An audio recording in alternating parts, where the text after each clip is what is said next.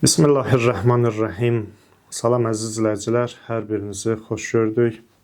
Qəlbin halları mövzusunu davam etdiririk. Bu günləri bu mövzuda bir neçə yeni məsələlərə işarə edəcəm.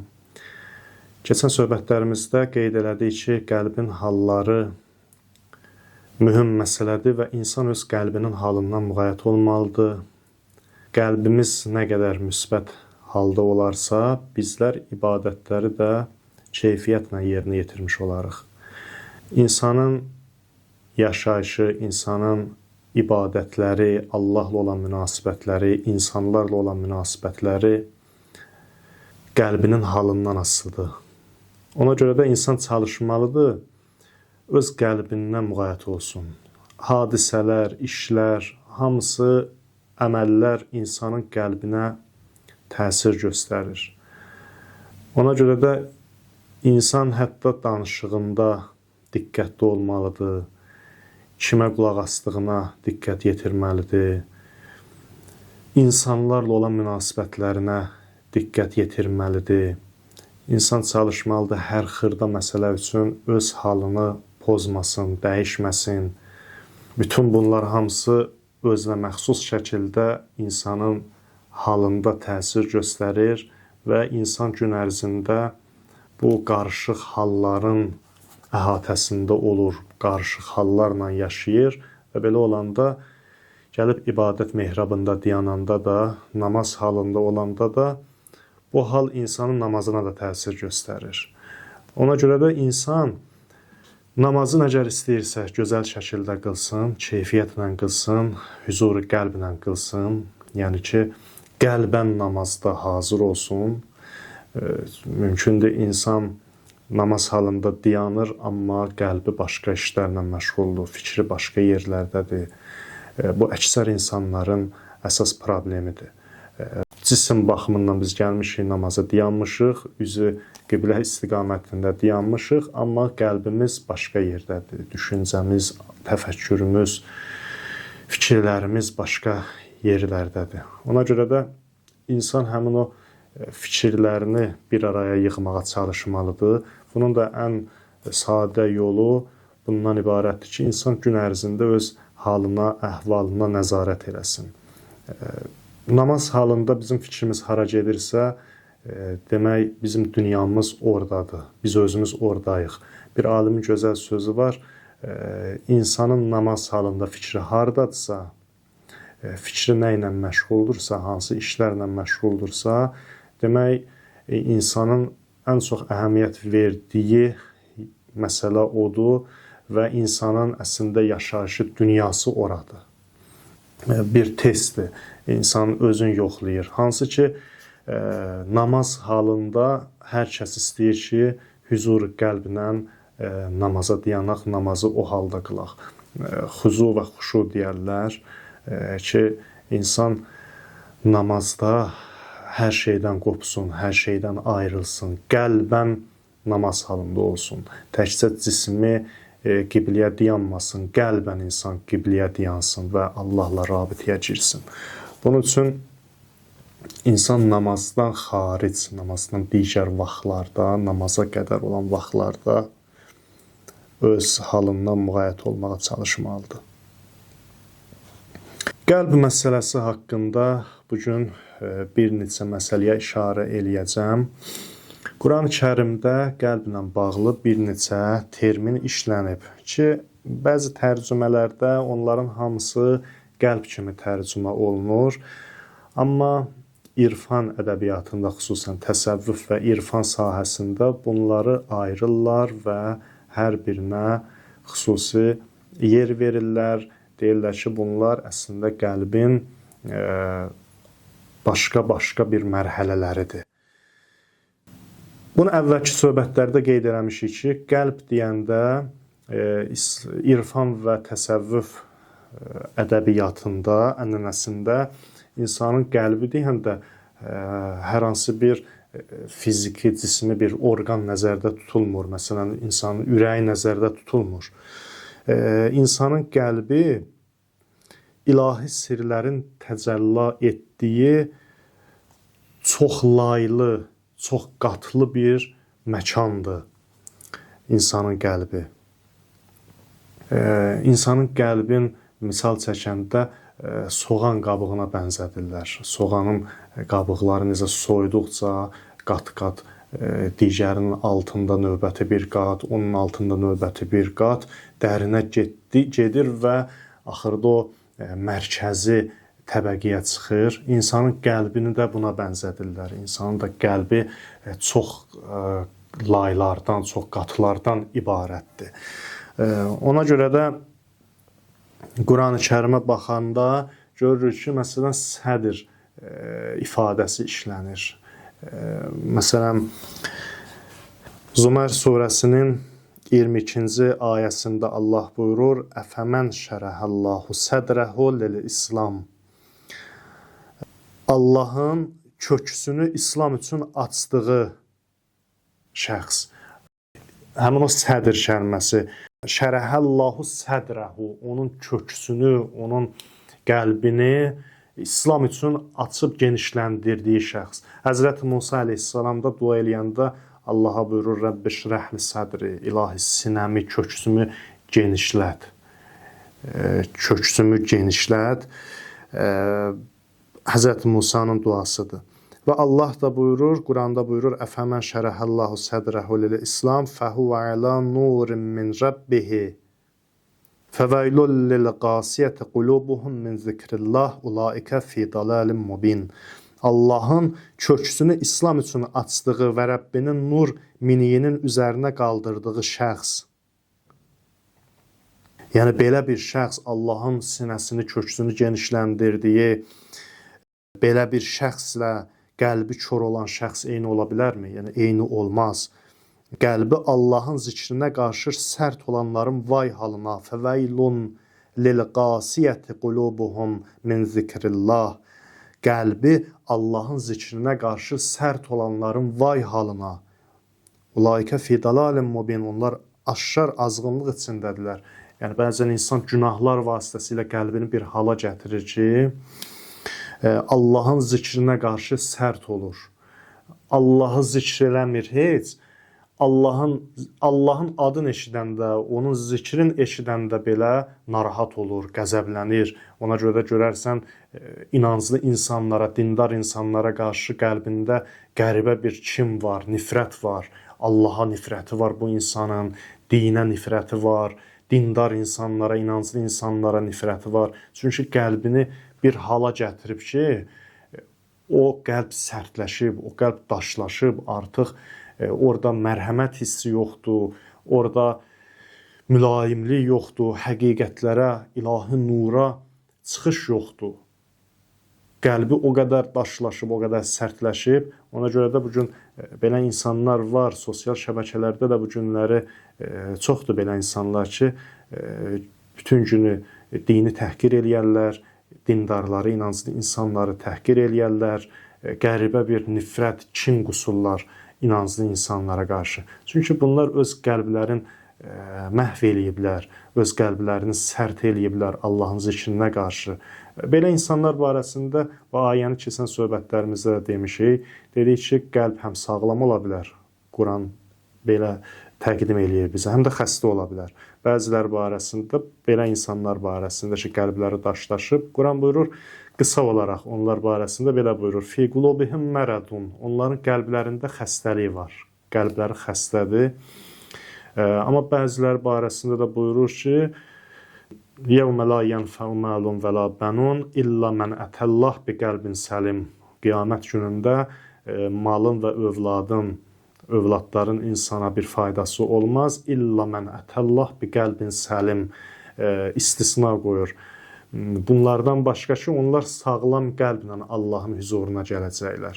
Qəlbləri sağlamdır. Bunlar qəlblərin xəstə etməyiblər, qəlblərinin qeydinə qalıblar və sağlam şəkildə Allahın huzuruna gətiriblər. Bu insanlar nicat tapacaqlar. Sədr kəlməsi işlənir. Sədr bu mərhələdir ki, qəlbin ən xarici təbəqəsidir, yəni ən üzdə olan təbəqəsidir. Mənəviyyatın da qapısı hesab olunur sədr mərhələsi.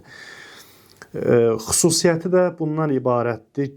Genişlənib, yəni Quranda necə dedik, şərh sədr, Allah onu genişləndirib İslam üçün, genişlənib darala bilən bir sahədir insanın qəlbi, həmin o sədr mərhələsi. Bəzən deyirik, qəlbim daralır, qəlbim sıxılır, ürəyim sıxılır. Həmin o sədr mərhələsinə aid ifadələrdir bunlar.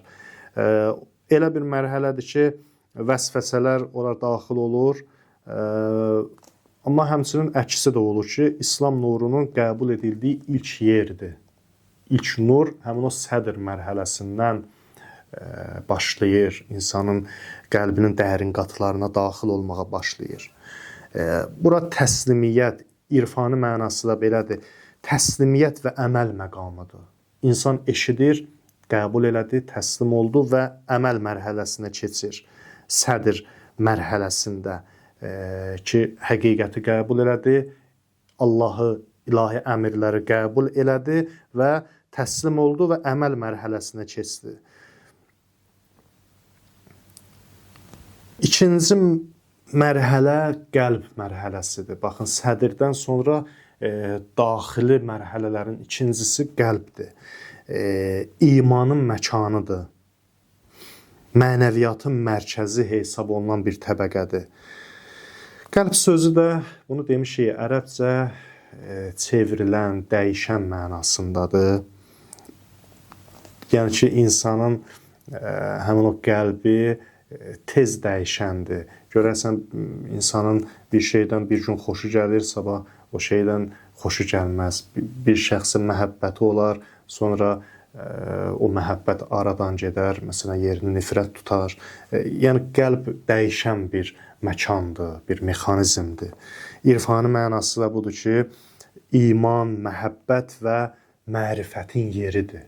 Əgər həqiqi şəkildə insan qəlbən bir şeyə iman gətirdisə, o iman çətin aradan gedər. Mərifət, məhəbbət burada qərar tutar. Həqiqətə, dinə qarşı, Allaha qarşı. Ağlın və duyğuların da birləşdiyi nöqtədir. Ariflərə görə qəlb ilahi təcəllilərin aynasıdır. İlahi həqiqətlərin aynasıdır. Əgər o aynanı çirkləndirməsən, həmin o qəlb Allahla rabitəyə girə bilsə, həqiqətlər, ilahi nur o qəlbə saça bilsə, Allah o qəlblə rabitəyə girə bilsə, həqiqətləri insanlara göstərər, ətrafa göstərər. İlahi nur, həqiqətlər həmin o insanın, müminin qəlbindən ətrafa yayılar. Amma insan o qəlbi bir hala gətirməlidir ki, Allah qəlblə rabitəyə girə bilsin. Necə ki, indi işarə eləyəcəm mən Quran-ı Kərimdə o ayələrə. Allah bəziləri barəsində buyurur, Rəbətnə ələ qəlbiha və yaxud da rəbətnə ələ qulubihim. Biz onların qəlbləri ilə rabitəyə girdik. Görürsən, Allah insanın qəlbi ilə rabitəyə girir. Amma qəlbi qoruyub saxlamaq lazımdır. Qəlbdən insan müğayət olmalıdır. Belə olsa, haqqın nurunu o qəlb əks etdirə bilər. Üçüncü mərhələ fuad mərhələsidir. Yəni ki, iç qəlb deyərlər ona.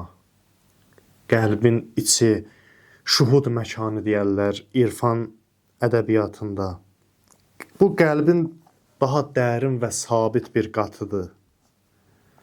Qəlbin gözü də deyərlər həmin mərhəliyə. Xüsusiyyəti də bundan ibarətdir ki, dedik, qəlb dəyişən bir mexanizmdir. Dəyişən olduğu halda fuad daha sabit bir məkandır və birbaşa görmə, yəni bəsirət qabiliyyətinə malikdir. İnsan bir şey ki, fuad mərhələsi ilə dərk elədi, yəqinə çatdı bu mərhələ ilə, artıq insanda heç bir şək şübhə qalmaz. Çünki artıq müşahidə eləyər, şuhud məqamındadır insan. İnsan təkcə bilmir, informasiya kimi bilmir. O qədər bilir ki, görür artıq, həmin o bildiklərin görür. Yəqinə çatıb artıq bütün varlığı ilə, vücudu ilə, müşahidə yeridir. Nəcm surəsində Həzrət Peyğəmbər barəsində işlənir bu. Peyğəmbərin meracı barəsində buyurulur. Mə kəzəbəl fuadu mə rəa. Peyğəmbərin həmin o qəlbi, fuad kəlməsi, mə kəzəbəl fuadu. Həmin o fuad, Peyğəmbərin qəlbi, o dərin qatı gördüyünü yalan saymadı. Yəni Peyğəmbər həmin o fuad mərhələsi ilə gördü meracda həqiqətləri və artıq Peyğəmbər şuhud məqamındadır. Həmin o gələn vəhilər, həqiqətlərin hamısı şuhuddur. Peyğəmbər onları aşkar şəkildə görür. Və həmin o həqiqətlər artıq Peyğəmbərin vücudunda, canında təsir göstərib, təsir qoyub. Qısa olaraq belə deyə bilərik fuad mərhələsini ki, artıq burada vasitəsiz olaraq insan bildiyi şeyləri görür. Heç bir vasitə olmadan, ortada heç bir vasitə olmadan. Həqiqəti vasitəsiz görən və təsdiq edən mənəvi bir mexanizmdir.